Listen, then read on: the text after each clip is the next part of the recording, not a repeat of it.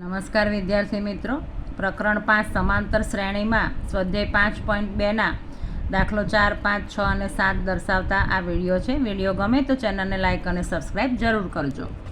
અહીંયા આપ્યું છે 3, 8, 13, 18નું કેટલામું પદ 78 થાય. હવે અહીંયા કેટલામું પદ એટલે કે આપણે n શોધવાના છે. હવે અહીંયા પ્રથમ પદ a બરાબર 3, d એટલે બીજામાંથી પહેલું પદ આપણે બાદ કરીએ એટલે 8માંથી 3 જાય તો 5, અને કેટલામું પદ 78 થાય એટલે આપણને છેલ્લું પદ એટલે કે an આપણને આપી દીધું છે 78.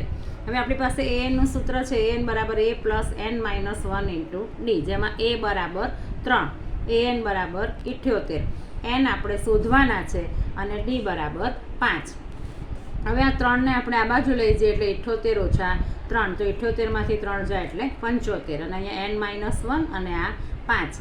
હવે આ 5 છે આના છેદમાં આવે એટલે 75ના છેદમાં 5 બરાબર n માઇનસ 1. હવે 75 એટલે 15 પંચા 75, 5 ગયા 5 ગયા એટલે અહીંયા 15, આ માઇનસ 1 આ બાજુ આવે એટલે પ્લસ 1, તો 15 વત્તા 1 એટલે 16, માટે 16મું પદ 78 થાય એટલે આપણને n બરાબર મળશે 16, એટલે કે 16મું પદ 78 થાય. દાખલો નંબર 5. હવે નીચેની સમાંતર શ્રેણીમાં પદોની સંખ્યા શોધો. એટલે આપણે હમણાં જે રીતનો દાખલો કરી ગયા એ જ રીતનો આ દાખલો છે. અહીંયા 7, 13, 19 અને અંતિમ પદ છે 205. પ્રથમ પદ a બરાબર 7, d તફાવત d એટલે બીજામાંથી પહેલું પદ બાદ કરીએ 13 ઓછા 7, અને 13માંથી 7 જાય એટલે 6, અને આ છેલ્લું પદ આપ્યું છે 205, જેને આપણે an કહીશું.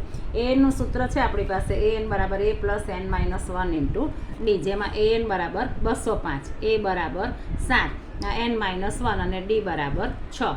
હવે આ 7 આ બાજુ જાય એટલે -7, 205માંથી 7 જાય એટલે 198, અને આ n માઇનસ 1 અને આ 6.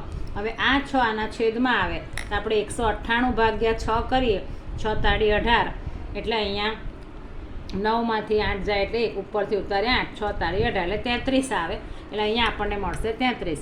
હવે આ -1 છે, આ -1 આ બાજુ આવે એટલે +1, 33 + 1 એટલે 34, એટલે આનું પદોની સંખ્યા થશે 34, n બરાબર 34. એવી જ રીતે દાખલો નંબર 2, 5મા દાખલામાં બીજો દાખલો છે. એમાં પણ આ રીતે શ્રેણી આપી છે અને અંતિમ પદ આપ્યું છે -47. આપણે n શોધવાના. પ્રથમ પદ a બરાબર 18, d એટલે બીજામાંથી પહેલું પદ બાદ કરીએ. હવે અહીંયા 15.1 -18, બીજું પદમાંથી પહેલું બાદ કરીએ તો અહીંયા આપણે જાણીએ છીએ કે 15 દુ 30, 30 વત્તા 1 એટલે 31, 31 ઓછા 18, આના છેદમાં 2 છે, આના છેદમાં નથી એટલે 2 અહીંયા ગુણાય એટલે 18 દુ 36, એટલે 31 ઓછા 36 છેદમાં 2, 31માંથી 36 જાય તો -5ના છેદમાં 2. ઘણીવાર આપણે સરળ કરવું હોય તો અહીંયા 15.1 ને આપણે 15.5 કરીને પણ કરી શકાય, તો પણ આપણને -2.5 મળે, અને -2.5 અને -5/2 આ બંને સરખું થાય. હવે અહીંયા an બરાબર -47. આપણી પાસે anનું સૂત્ર છે a plus n minus 1 into d, an બરાબર -47, a બરાબર 18, n આપણે શોધવાના, અને dની કિંમત જે આપણે શોધી ત્યાં dની જગ્યાએ આપણે એની કિંમત મૂકીએ. હવે આ 18 છે આ બાજુ આવે એટલે -18, અને આ n માઇનસ 1 અને આ -5/2. હવે -47 અને -18 માઇનસ પ્લસ એટલે સરવાળો થશે 65, અને માઇનસની નિશાની રહે એટલે -65. હવે આ -5/2. હવે આ 5/2 છે એ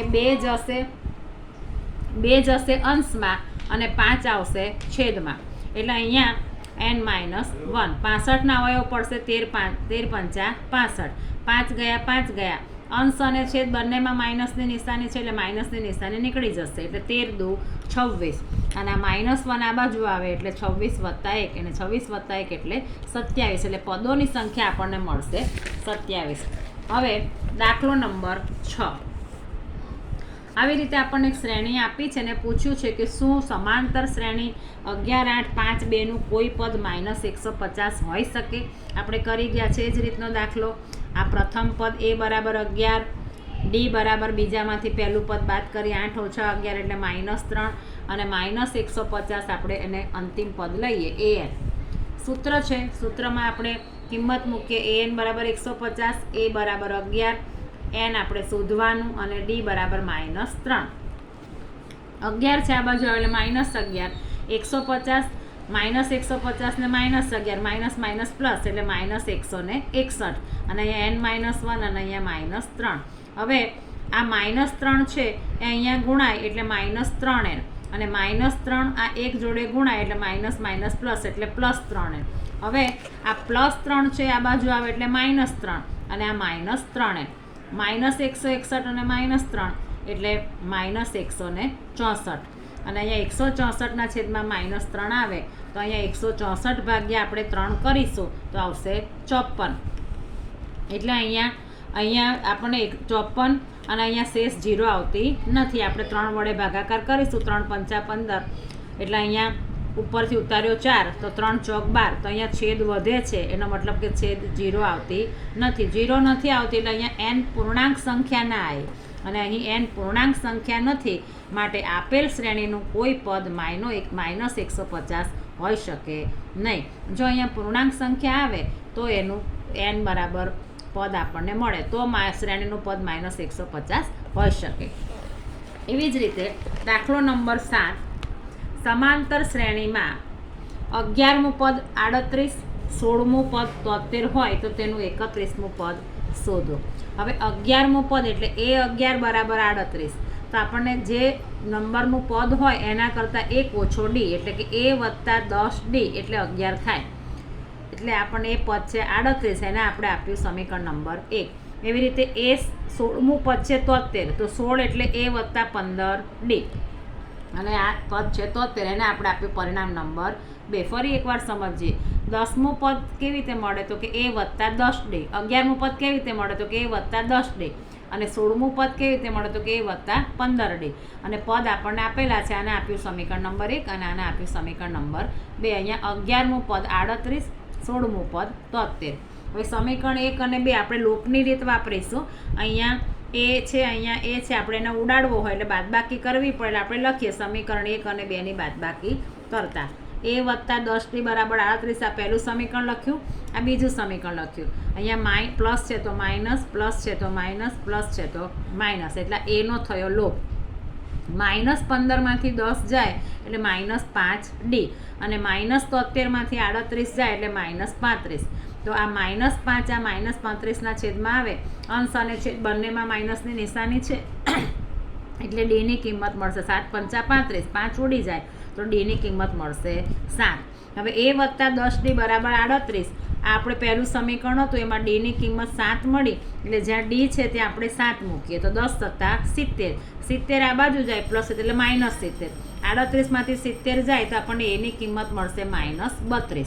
હવે આપણે રકમમાં આપ્યું છે કે 31મું પદ શોધવાનું એટલે જ્યાં n છે ત્યાં આપણે 31 મૂકીએ તો આપણી પાસે જે an નું સૂત્ર છે એમાં એની કિંમત મળી -32, n આપણે 31 અને ડીની કિંમત આપણને મળી 7. હવે આ -32, 31 ઓછા 1 એટલે 30 અને આ 7 તો 7 તારી 21 એટલે 210. 210માંથી -32 જાય તો આપણને 31મું પદ મળશે 178. એટલે આ રીતે આપણે દાખલાની અંદર A અને D શોધી અને 31મું પદ શોધી શકીએ છીએ. વિડીયો ગમે તો ચેનલને લાઇક અને સબસ્ક્રાઈબ જરૂર કરજો. Thank you.